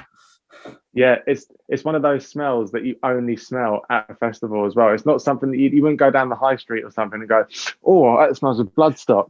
You only smell that when you're there. It's one of those great things about festivals. And plus, you got that horrible sort of blue chemical liquid to flush it with. And it's just like, what the fuck is that? And there ain't no pressure. You're using this crank to get it all there. Watch the shit. Oh no, yeah. I'll tell you what though, once this is all over and done with, like I don't know what's going to happen with gigs this year, festivals or anything like that. But when festivals are back up and running, like I know for a fact that first flush on that Portalo toilet should be like, I'm home. I'm back home. Sweet. Good. I've missed this. I've missed being stuck indoors and using a conventional toilet for the last year and a half, however long. Well, I think, and this is coming from our mutual friend and I guess adoptive dad, Poshy. He said something which has actually stuck with me, is that when this is all over, you're going to get a wave of very hungry bands, like new and already established, come back in it and just let loose. And I think there is some truth to that statement. Again, it's hard to talk about it without coming across not negative, but not even defeatist, because it's either you either stick to it or you can't stick to it because you've got other things that are going on in your life at the moment. That's it. There's no two ways about it. It's not like you've not done anything with music because you're not that way inclined or anything like that. It's probably because your life is completely on hold at the moment. You've got terrible things going on because of what's happening with the world on lockdown. So you can go the other side where you can just keep writing music, get really angry at the situation, and then you got something to show for it at the end of it. So it's a hard one to balance. I mean, sometimes I will wake up and just be like, I don't want to play guitar today. I don't want to. Then I'll go and do a day's work and I'll come home and be like, right, that's all I want to do. That's all I want to do now. But well, you've pretty much explained sort of what's kept you at it, despite the odds. Yeah, well, just keeping me busy. I mean, it's quite selfish, really. It's quite selfish. It's like, why are you doing this? I'm doing this for me. I'm doing this to stop me from going completely and utterly insane during lockdown, living to work at the moment. So, who's got time for altruism? Yeah, I know, but yeah, like you said, what Posh said, with bands that are going to come out, the music that's going to come out of this is going to be so fucking pissed off. I mean, like, without blowing my own trumpet, our stuff's pissed off. Our stuff's really fucking pissed off. It's what you expect from DTC. It's a lot more groovier, but yeah, it's very pissed off music. And I'm looking forward to hearing what, once we're all out of this, what people start doing musically afterwards. Whether they release stuff during lockdown or afterwards, and at live shows as well. That's a very good sort of roundabout way to conclude it. One thing I was going to ask you, though, I mean, you might not have any, but I mean, you've pretty much predicted you're not sure of the future. But I mean, what advice would you give to others that, were looking to potentially just sort of get started in that sort of field, basically, in preparation to when this eventually all passes? Learn drums. Everyone needs a fucking drummer. Learn drums. If you play guitar at the moment and you're not in a band, quit, buy a drum kit, and learn drums. There will still be a shortage of drums after this. There will be a shortage of drummers, good drummers. They're always hard to find. Yeah, if you're thinking of picking up an instrument during lockdown, get a drum kit. Definitely get a drum kit. No, I don't know. I don't know. I mean, if you're able to do it, if you're able to make music at the moment, do it. If you're not, and your life is getting, because a lot of people are posting on social media, like it's fucking awesome. It's really good to see so many people that are constantly doing stuff. They're like either doing artwork for bands, or they're writing songs, or they're doing vocal covers, or they're doing guitar covers and all that. But there does come a point where other people are going to try and do a similar sort of thing, but believe me, I've done this in the past, where, because music is above and beyond anything else apart from the children, that's important. Like at the moment, because of the situation we're in, if you can do music and you can do it in a way that isn't going to affect your life, then do it. I know it sounds really daft. It's like, oh, you should just do what you want. Yeah, give up and fucking do music. Like, all that matters is music. We're in a very different time at the moment. Everyone needs to get the ducks in order. Is that the right way of saying it? Yeah. It's about prioritizing things, making sure, as you say, all the ducks are in a basket. And I suppose in a way, as long as everything else is okay and you still need that sort of that extra thing to do, even if it's just to alleviate boredom or, just something therapeutic, that's certainly a good outlet. Yeah. If you've got the means to do it, do it. If life is crazy at the moment, but the big problem as well is that what has happened with the music industry and just music as a whole, it's completely shrunk now. It's completely shrunk. You don't have the avenues that you used to. You can't go into a record shop anymore, and you can't go and look at something and find new music that way or anything. Everything's so heavily based online and on social media. It's a completely different kettle of fish now. So whereas you used to be able to go, you could fucking meet up with like random people like we did. Like when we were doing Plague the Impure, there'd be you, me, Ben, who I didn't even know at the time, Greg, who was our drummer, the Polish dude, couldn't speak a word of English. So there was a massive communication barrier, but we just used to turn up to the practice studio and just riff and play and play songs, and then we did a few gigs out of it.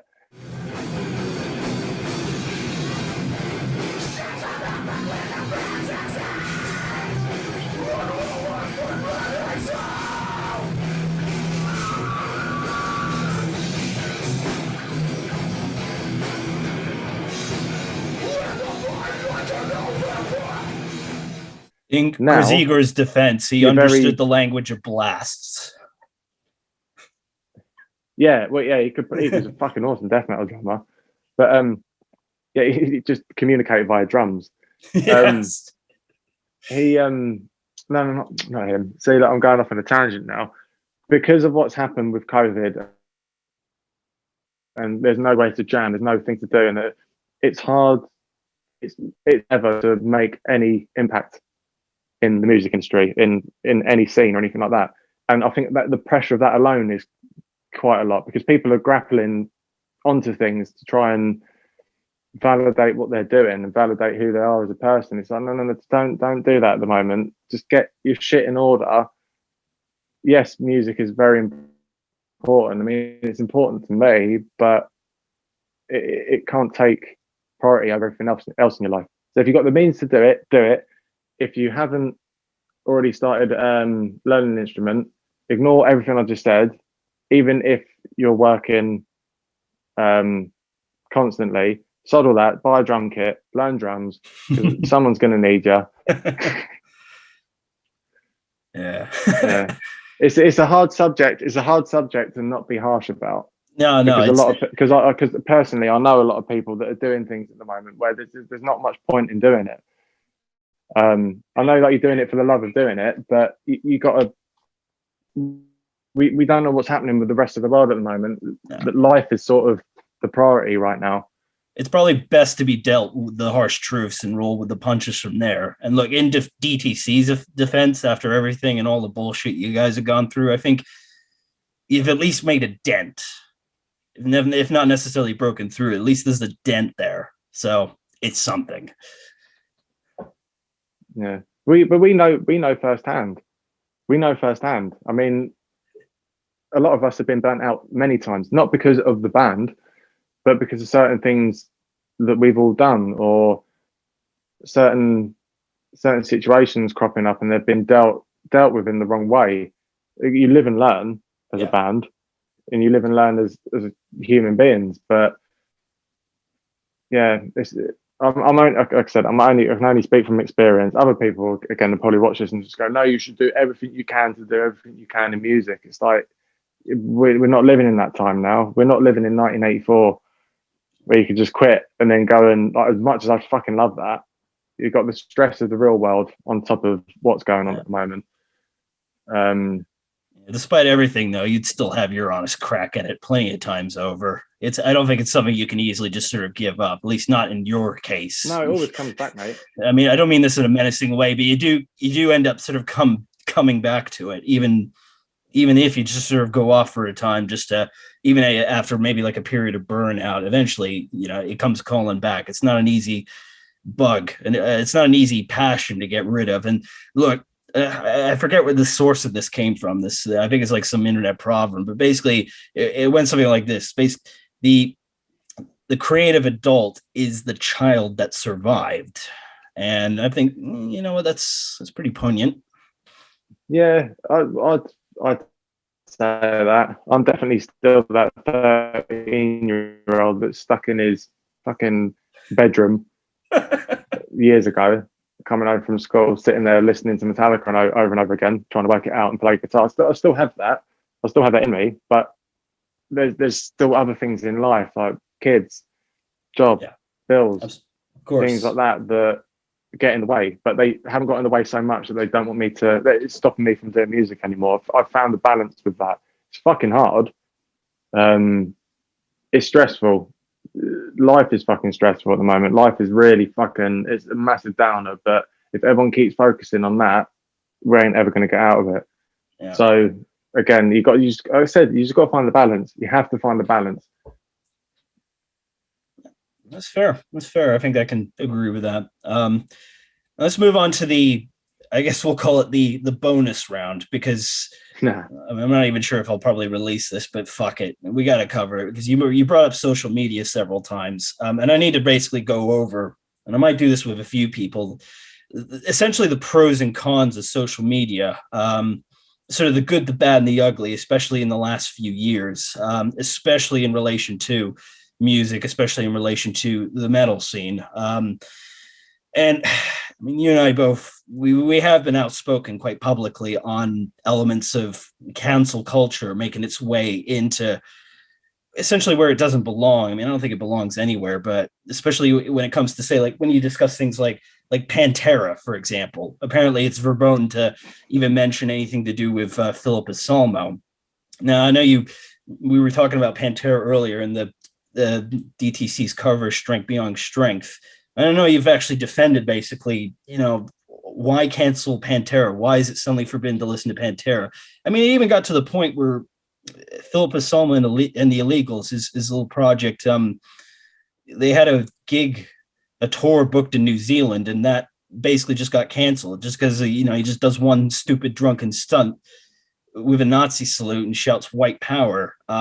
But I remember you were mentioning since then, I mean, he sobered up and cleaned up his act, but there's kind of no road to redemption after something like that. Yeah. I mean, what's your take on it? You already know my take. I've got no time for it. I have no time for it at all. People make mistakes. People make mistakes when they're drunk. People are brought up differently. They have different viewpoints. They're told different viewpoints. They live in a different surrounding compared to everyone else. Doesn't mean they're right. Does not mean that what Phil Anselmo did was right. I don't believe it was right at all. I think it's disgusting what he did. But what gives anybody else the right to stop him from ever redeeming himself and allowing him on the path of redemption?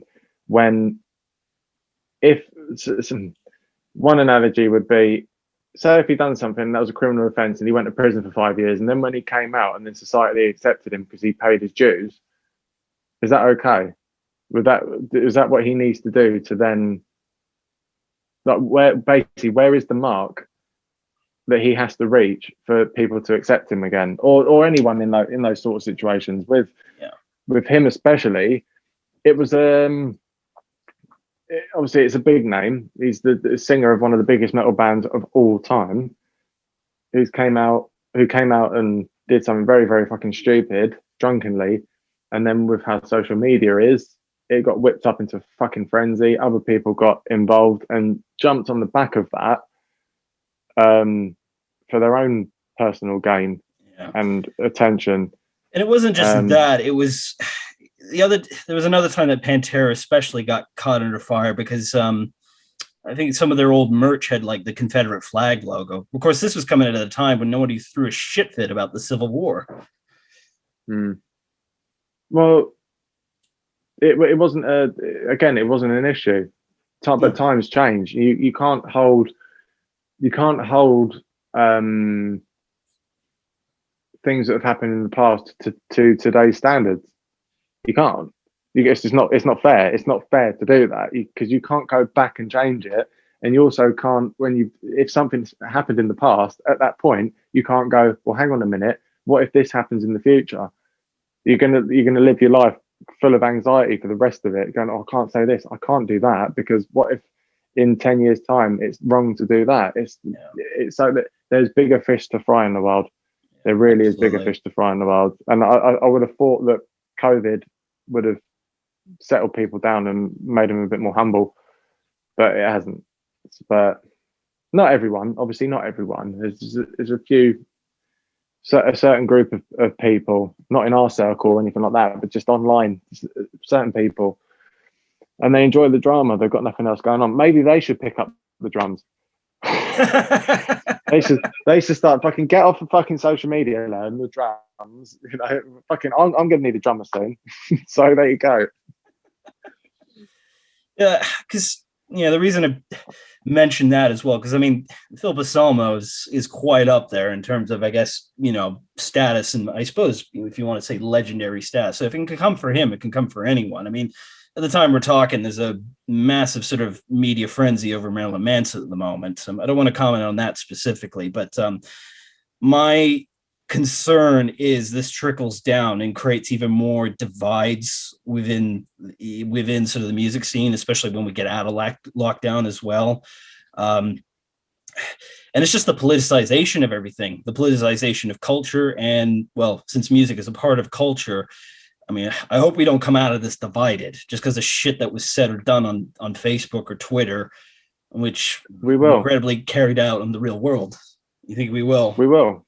We will. We're going to, and it's going that way.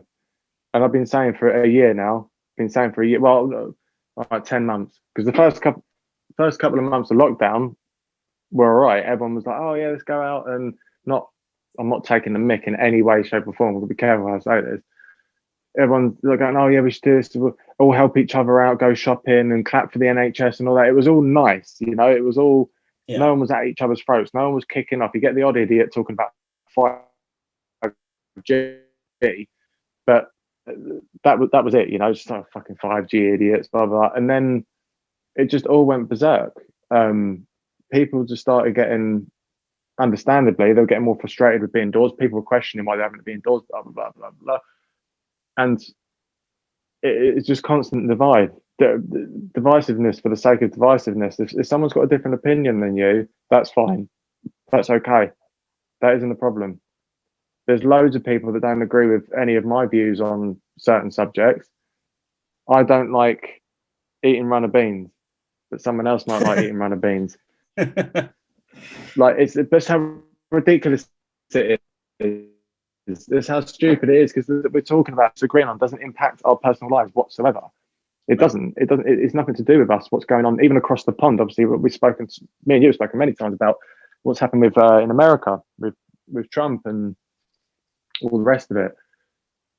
And people get involved in things, in talking points that, not that they shouldn't be involved, but they come at it at the wrong angle. They come in at attack straight away, instead of saying, well, this is what I think about this. I can see why this happened because X, Y, Z.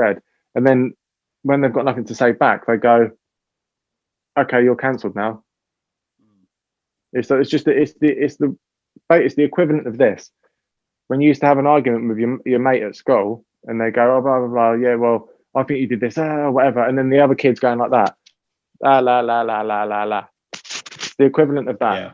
That's the time that we live in, but it's a lot more hostile, because they're going, la, la, la, fuck you. I'm going to report you. I'm going to make you lose all your Facebook and all your photos and all your friends. And that's what people are doing to each other. It's disgusting. It's horrible over absolute non-issues. Yeah. Yeah, I mean, I have a rule in the grand scheme. I mean, they are issues. Don't get me wrong, there are issues, but they're not worth destroying another person's life over because they don't completely agree with you. If they're being a cunt online and they're kicking off at you, just ignore them, just delete them. Yeah. I mean, I fell into that trap. I got into arguments with loads of people online last year, and it just got to a point like, what's the point? There's no point in doing this anymore. I'm guilty of this too, and it gets to a point where it just becomes overkill. And now I'm at the point where, look, if it's not happening outside my door, I just don't care. Yeah, but yeah, that's how I've got to now. My main thing is that, right, I don't care what anyone else has to say on certain subjects, because it makes no difference to my life anyway. If I see it on Facebook, I ignore it. If I don't agree with it, I ignore it. It's like, okay, well, you're entitled to your own opinion, but it's the nastiness. It's when people are nasty and they make certain things about them, and they're nasty, and then other people then jump on board. They become nasty, and they think that's the proper way to act in certain situations, and then that's what causes divisiveness. There's a lot of people that I've sort of fallen out with in the last year over nothing. Yeah, literally over nothing, and it's just like, well, okay, fine. This is one of the consequences of locking people down, for sure. More nefarious, and I'm not going to drop any names, but the fact is that even certain popular sort of like metal zines, like internet magazines dedicated to sort of like heavy music, have gotten in on this bandwagon, and it's not doing anyone any favors. It's not doing consumers favors. It's not doing bands favors. It's not even doing any sort of upstarts any favors by, you know, just basically trying to score temporary win points over nothing. It's a product. It's a symptom of the problem. It's a product of what's going on at the moment, because everyone's fucking stuck indoors. There's no gigs to talk about. There's no new music really to talk about. On the other side of that, they weren't really doing much of that reporting anyway. Like you and me both know that. It's whatever's going on with Tommy Vext or Marilyn Manson or something like that. You know, that's what takes that's the main focus, and it's what generates clicks, likes, and money. And at the moment, music, well, metal music isn't making anybody any money at the moment. So these companies need to survive, which I understand. I understand they want to post about that, but there's a consequence to that, because people start having their opinions formed by certain things that are brought up and how they're spoken about, how other people react, and then you're sitting there as a third party just reading through everything, and then you're starting to base your opinions on what people are talking about, not what is going on with the actual issue. They go, well, that person thinks that, like, okay, well, this person from this band or from this group of people, they think this way, so I must think this way as well. Otherwise, I'm afraid that I'm going to be attacked for it. It's a consequence. I've said it for a year, mate. Consequence of action.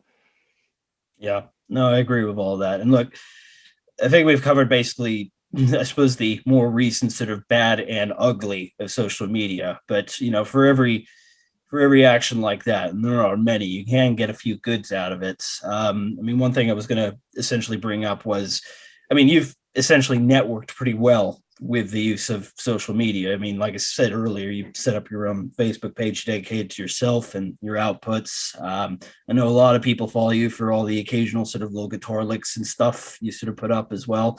Am I right in thinking as well, it was how you got what started the endorsement with Solar? I'm sorry to retread that, but I'm guessing it was through, you know, what was noticed from what you were doing.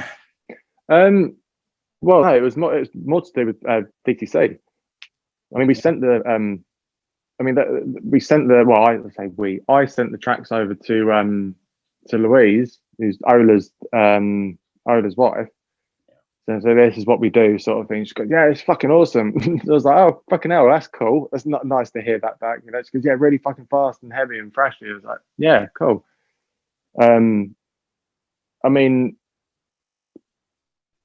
for anyone that's in a band, that for as long as we have, for anyone to say that they've never been tempted by doing their own thing, I don't fully believe them, mate. Don't trust them. Don't trust anyone with two first names. Don't trust them. That's how I live my life, mate. Yeah. Now, another example I was also going to bring up as well. I mean, look, social media as a whole has still been a pretty good tool. You know, just for bands in general, just to promote their music, and especially when it comes to sort of like videos and stuff like that. I'd make the classic argument, though. I think MySpace was a bit more musician friendly than Facebook, but it is what it is now.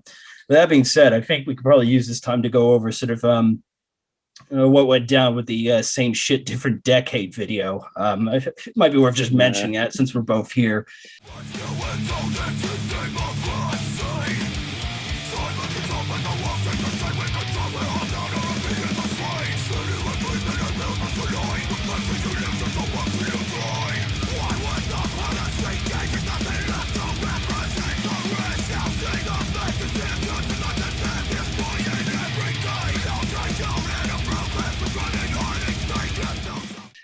Because what ended up happening at the end of that was you ended up meeting Tom Aslop, the actor in the video, and he, for a short time, became sort of the guy that was handling your merchant gigs. But I suppose we should, big shout out to him, man. He's one of the best human beings I've ever met.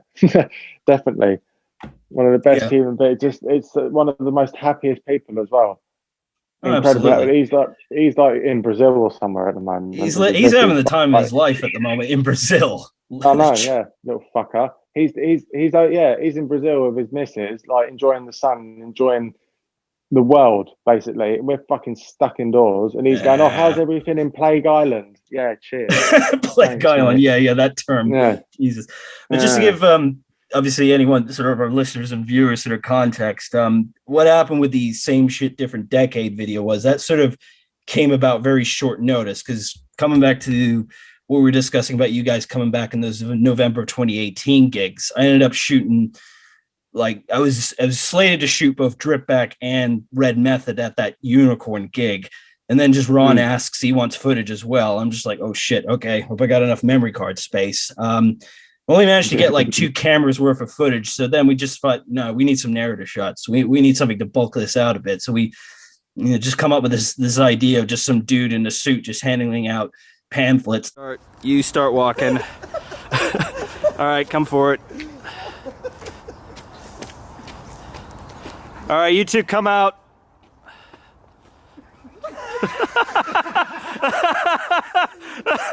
And look, I'm going to put it on the record. The pamphlets had phony conservative advertisements on them. You could probably see them at a certain time step towards the end of the video. But a decision was made just to kind of mostly hidden well. But no, that was funny. Ron put out the call just to have an actor just basically get his ass kicked and literally drag through the dirt in that video. And if they had a spare suit that they didn't mind just basically trashing. And he answered the call. I think he drove down all the way from Birmingham for that as well. Yeah. Bless him. Yeah, those conservative leaflets. It's weird looking back on that because at the time, because it happened so quickly. Like the idea, like Ron had messaged you, and like Ron would be like, "I've spoken to Jack and we're doing a video." All right, yeah, cool. And then like within a few days, we're all meeting up and we're doing this video for the track. And like so obviously, a few weeks, whatever it was. And like the ideas have been drafted out, and then everyone's like, "Yeah, cool, sounds like an awesome idea." And then obviously when we watched it back, I remember because Tom was staying here with me. We were watching it back. And we were just like, oh, really is about the conservatives. And obviously, because of the EP and what I was saying earlier with stepping away from the political thing, we were just like, oh, this is just, it's not that it doesn't work. I mean, it did, the concept worked. There was the understand, but we were, funnily enough, we were worrying about inciting violence. Not that anyone was going to commit any violence, but that the video would be taken down because it'd be like, well, this dude's getting his fucking arse handed to him, getting beaten up by us, and he's got conservative flyers. So we were like, oh, hang on a minute, this could be really bad. Like that's not what we're trying to say. But Zoom really doesn't want me to talk about the Tories. No, it doesn't. No. Like without realizing it at the time, looking back on it, I mean, you made the joke that you made you guys wear masks before it was cool, before it was mandated. Yeah, yeah.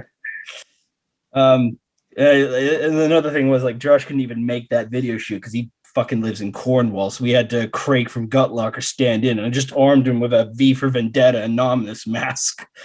I wish I had like a question mark for that. To be honest, yeah. This again, like it was a laugh. At the end of the day, it's a laugh. I mean, like, it wasn't. The whole idea was it wasn't meant to be taken seriously, anyways. It was supposed to be somewhat comedic, anyway. Yeah. I mean, if you're taking it too seriously, again, to me, that's not a band. That's not a band. Like we're four. Well, it's a different cycle of 4 people or 5 people, but all of us are all on the same page. We've all got the same sense of humor. We're all silly people. Life's too short to be absolutely serious and everything's got to be like that. It's like, yeah, we're going to write some fucking heavy tunes, and once we're allowed to come out again, we're going to come out and fucking play them for people, and what will be that. So we're going to write what we want to write. We listen to what we listen to, and that obviously comes out in the music. You can hear that. But yeah, it's we can't be serious all the time. I'm not you know me. I'm not a serious person at all. I've been very, very serious through this podcast. I don't know how I behave myself, to be honest. Nah, yeah, had to apply the slight filter for professional reasons. Yeah, yeah, but it is how it is. I mean, if you're in a band, if you're not doing it for fun, why are you doing it? What on earth are you doing it for? There's no point in trying to be a business at the moment, especially like during COVID. But to me and to all of us, it's not what a band is. It's just literally 4 mates that like fucking heavy music. We like playing heavy music. People like it. Whatever happens in the future is whatever's going to happen. And that's it. We're not here to make money. Otherwise, I'll be in a pop band, mate. Probably get more money in a pop band, though. Yeah. Just that. Passion before fashion. Yeah, that's what it is. That's what it's about. Passion before fashion. Yeah, fucking hell. We've got neither of those. It's just the way I like them, though. Fucking down, Definitely dirty, no and fashion grimy. sense. Yeah, but like without ripping them off too much, I mean, like they are our favorite band. Look at Pantera for fuck's sake. They were one of the biggest metal bands of all time, and they were just four alcoholics. Yeah. Four alcoholics that wrote fucking awesome music. There was no pissing around. There's no fucking. Well, yeah, you know where I'm going with it. It's just not. They're not like what Metallica became in 1991. They're not anything like that. They were always four fuckheads, you know. They just did what they wanted to do, and that to me is exactly what a band should be. Which is why Dishonour The Crown is the way it is, and why that video was the way it was. It's just so fucking daft and stupid. And then when you watch it back, and you're like, "Fuck, yeah, we might incite a riot with this stuff." Little did we know, a couple of years later, there'd be riots all over the fucking world. Yeah. But, it was it was a year early. It wasn't going to incite any riots when it was released. No, and now all everyone wants to do is fucking destroy the Tories because of what they're doing. We should just release the unedited version now. Just go, oh look. Yeah, get some I don't know, social justice points. That's probably it. Yeah, yeah. It's just not worth it. It's not worth it. We do what we want, and that's it. That's it. And for some reason, people dig it, and it's fucking awesome. It's awesome that people dig it.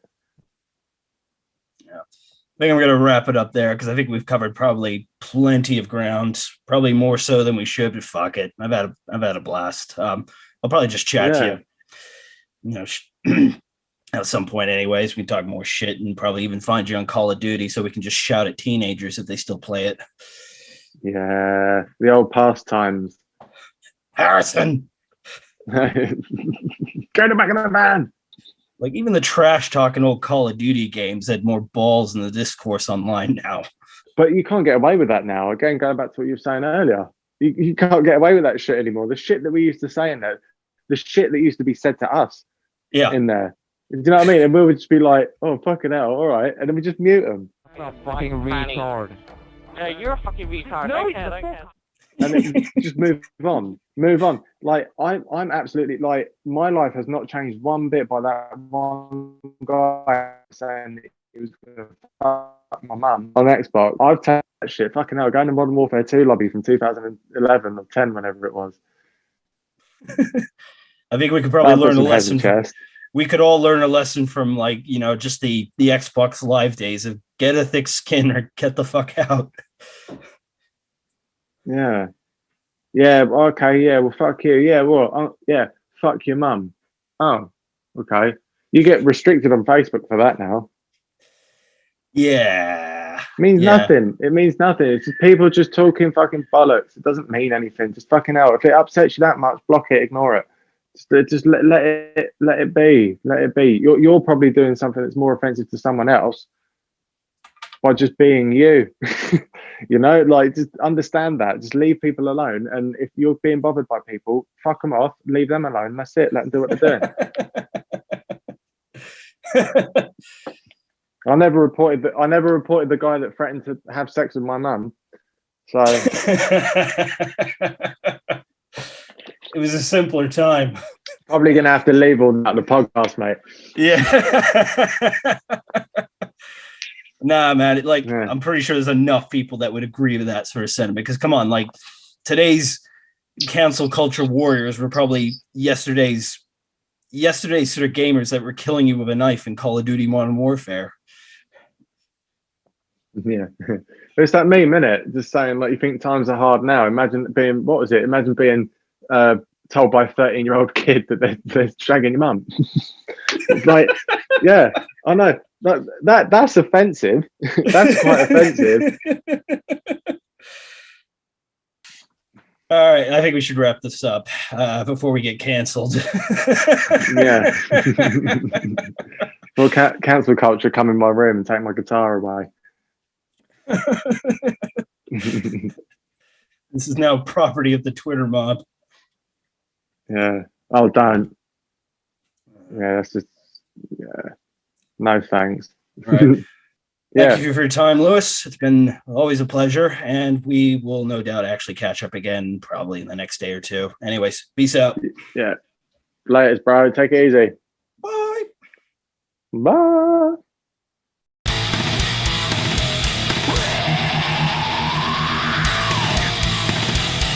This country's